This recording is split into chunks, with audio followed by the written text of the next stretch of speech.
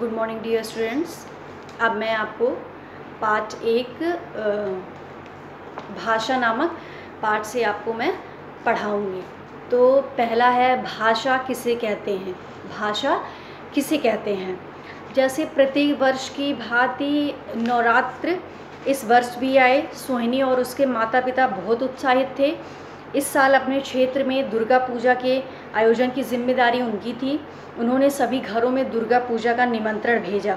दुर्गा पूजा के पहले दिन क्षेत्र के सभी लोग निश्चित स्थान पर पहुंच गए। पंडित जी ने मधुर स्वर में मंत्र पढ़कर मूर्तियों का अभिषेक किया, पूजा की तथा भोग लगाया। सभी उपस्थित जन पंडित जी के शुद्ध और मधुर मंत्र उच्चारण में खो गए। भक्ति भाव से हर व्यक्ति का हृदय भर गया। बच्चों, अब इन प्रश्नों और उत्तरों पर ध्यान दीजिए। अब इन प्रश्नों और उत्तरों पर ध्यान दीजिए।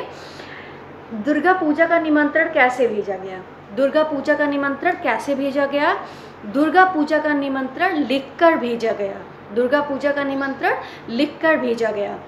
लोगों को दुर्गा पूजा के आयोजन और अभिषेक समय का ज्ञान कैसे हुआ। पढ़कर हुआ। कैसे लोगों को ज्ञान का पता चला कि दुर्गा पूजा कब क्या कैसे है। तो लोगों को दुर्गा पूजा के आयोजन और अभिषेक समय का ज्ञान पढ़कर हुआ। पंडित जी ने मंत्र कैसे पढ़े। ऑब्वियसली बोलकर पढ़े। पंडित जी ने मंत्र कैसे पढ़े। बोलकर पढ़े। एंड उपस्थित जनों ने मंत्रों का आनंद कैसे लिया। जो वहाँ पे लोग उपस्थित थे उन्होंने मंत्रों का आनंद कैसे लिया। पहले वो सुनेंगे, सुन करके फिर तो मंत्रों का आनंद लेंगे। फिर हम कह सकते हैं उपस्थित जन ने मंत्रों का आनंद सुनकर लिया। इस प्रकार जब हम लिखकर, पढ़कर, बोलकर और सुनकर हम अपनी बात एक दूसरे को समझाते हैं तो उसे भाषा कहते हैं। तो हम कह सकते हैं इस तरीके से जब हम पढ़कर, बोलकर और सुनकर अपनी बात एक दूसरे को समझाते हैं तो उसे हम भाषा कहते हैं। उसे हम क्या कहते हैं। भाषा कहते हैं। और इस आधार पर भाषा के दो रूप होते हैं। इस आधार पर भाषा के दो रूप होते हैं, मौखिक भाषा और लिखित भाषा। इस आधार पर भाषा के दो रूप होते हैं, मौखिक भाषा और लिखित भाषा। मौखिक भाषा किसे कहते हैं। जब हम भाषा का प्रयोग बोलकर करते हैं तो वह मौखिक भाषा कहलाती है। जब हम भाषा का प्रयोग बोलकर करते हैं तो वो मौखिक भाषा कहलाती है। जैसे टीवी में समाचार वादन, भाषण, कहानी, कथन आदि। लिखित भाषा, लिखकर अपने विचारों को प्रकट करना लिखित भाषा कहलाती है। लिखित भाषा क्या होती है। जब हम लिखकर अपने विचारों को प्रकट करते हैं तो लिखित भाषा कहलाती है। जैसे समाचार पत्र पत्रिकाएं आदि लिखित भाषा के रूप हैं। समाचार पत्र पत्रिकाएं किसके रूप हैं। लिखित भाषा के। तो संसार बहुत बड़ा है, जगह जगह लोग बसे हुए हैं और हर जगह की अपनी भाषा होती है। और इस तरह दुनिया में अनेक भाषाएं बोली जाती हैं। जैसा कि हम जानते हैं हमारे देश में बहुत सारी भाषाएं बोली जाती हैं, जैसे हिंदी, बंगला, तमिल, पंजाबी, सिंधी आदि। और अनेक भाषाओं के होने पर भी भारत में सबसे अधिक बोली जाने वाली भाषा कौन सी है। हिंदी है। सबसे अधिक बोले जाने वाली भाषा क्या है। हिंदी है।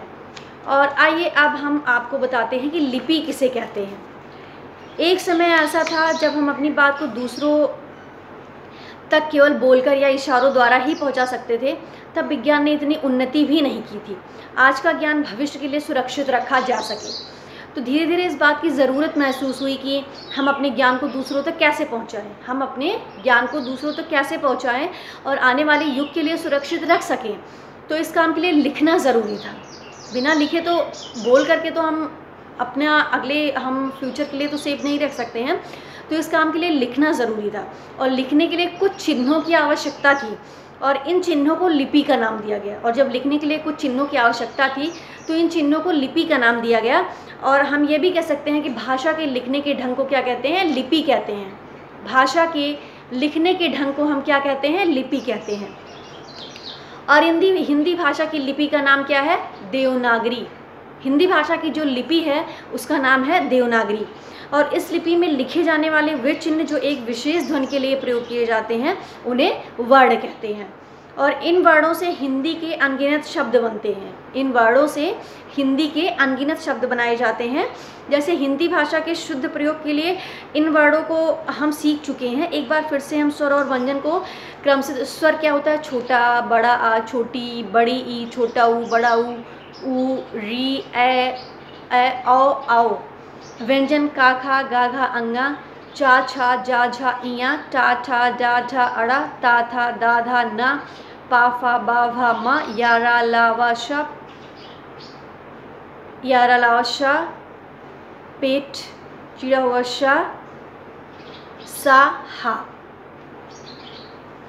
क्रम से लिखे गए इन वर्णों को वर्णमाला कहते हैं, और जो लिखे गए हैं इनको हम वर्णमाला कहते हैं। जिस तरह हिंदी भाषा के वर्ण होते हैं, जिस तरीके से हिंदी भाषा के वर्ण होते हैं, उसी तरह दूसरी भाषाओं के भी वर्ण होते हैं। और हर भाषा की अपनी लिपि होती है, हर भाषा की अपनी लिपि होती है। और अंग्रेज़ी की लिपि क्या होती है? रोमन होती है। पंजाबी की लिपि क्या होती है? गुरुमुखी होती है। उर्दू भाषा की लिपि फारसी होती है, और तमिल भाषा की लिपि तमिल होती है। तो भाषा के लिखने के ढंग को क्या कहते हैं? लिपि कहते हैं। और हिंदी भाषा की लिपि का नाम है देवनागरी। और लिखने के लिए प्रयोग किए जाने वाले चिन्ह वर्ण कहलाते हैं। लिखने के लिए प्रयोग किए जाने वाले चिन्ह वर्ण कहलाते हैं। और वर्णों को क्रम से लिखना वर्णमाला कहलाता है। वर्णों को क्रम से लिखना वर्णमाला कहलाता है। प्रत्येक भाषा की अपनी लिपि होती है, प्रत्येक भाषा की अपनी लिपि होती है। अब आइए वर्ण विचार पे।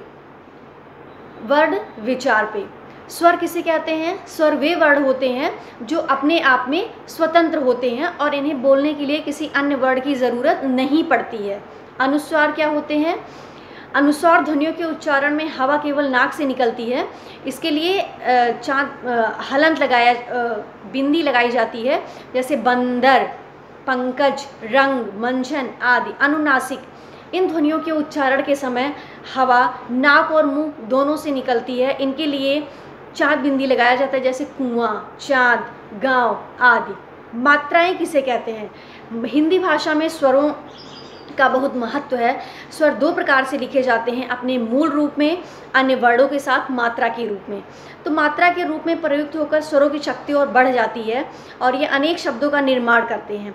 तो व्यंजनों के साथ प्रयोग करते समय स्वरों का प्रयोग उसी रूप में नहीं होता, बल्कि उनके चिन्हों का प्रयोग होता है, जिन्हें हम मात्रा कहते हैं। और इन चिन्हों को आइए अब हम दोहराते हैं। कैसे स्वर और मात्रा, ये सारे चिन्ह आपको दिए गए हैं। जैसा कि हमने आपको बताया था, ये चिन्ह आपको दिए गए हैं। ये चिन्ह आप बुक से देख करके लर्न करेंगे। फिर व्यंजन क्या होते हैं? व्यंजन स्वरों की तरह स्वतंत्र नहीं होते हैं। व्यंजनों को बोलने के लिए स्वरों की सहायता लेनी पड़ती है। और हिंदी वर्णमाला में का से हा तक 33 व्यंजन है। का से हा तक कितने व्यंजन है? 33 व्यंजन है। संयुक्त व्यंजन किसे कहते हैं?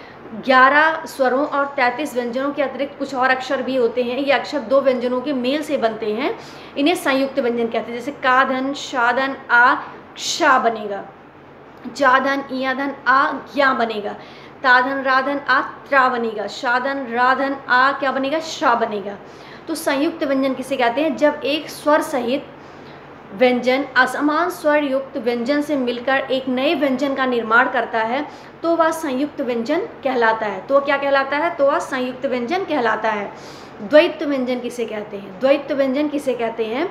पहले स्वर के बिना और फिर स्वर सहित लगातार जब एक ही व्यंजन दो बार प्रयोग होता है, तो उसे द्वैत व्यंजन कहा जाता है। जब एक ही व्यंजन दो बार प्रयुक्त होता है, तो उसे द्वैत व्यंजन कहा जाता है। जैसे कच्चा, दिल्ली, मिट्टी, पक्का, लज्जा आदि। फिर रा के विभिन्न रूप क्या होते हैं? जब रा बिना स्वर के प्रयोग किया जाता है, तब वह अपने बाद बोले जाने वाले वर्ण के सिर पर निवास करता है। जैसे कर्म, रा निवास करता है, जैसे कर्म, धर्म, चर्म, मर्म आदि। जब रा वर्ण में स्वर हो और इसको स्वर रहित वर्ण के बाद बोला जाए, तो रा उस व्यंजन की खड़ी पाई के साथ पदेन के रूप में प्रयोग किया जाता है। जैसे काधन, राधन, आ, क्रा, क्रम। भाधन, राधन, आ, भ्रम। गाधन, राधन, आधन, गा, ग्रह। जिन वर्णों में खड़ी पाई नहीं होती है, रा स्वर सहित व्यंजनों के साथ पदेन के रूप में लिया जाता है। जैसे टाधन, राधन, आ, ट्रा, ट्राम। डाधन, राधन, आ, ड्रम। ऋषि की मात्रा का उच्चारण रा की तरह होता है, पर यह रा नहीं की मात्रा है जो खड़ी पाई के पाँव में पदेन की तरह प्रयोग की जाती है, जैसे ताधन, रीधन, तृप्त, काधन, शीधन, कृष्ण। वर्ण विक्षेद, वर्ण विक्षेद का मतलब होता है वर्णों को अलग करना, यानी कि शब्द के प्रत्येक वर्ण को अलग अलग करना वर्ण विक्षेद कहलाता है। हमने आपको बताया था इसको वर्ण विक्षेद को कैसे आप अलग करेंगे।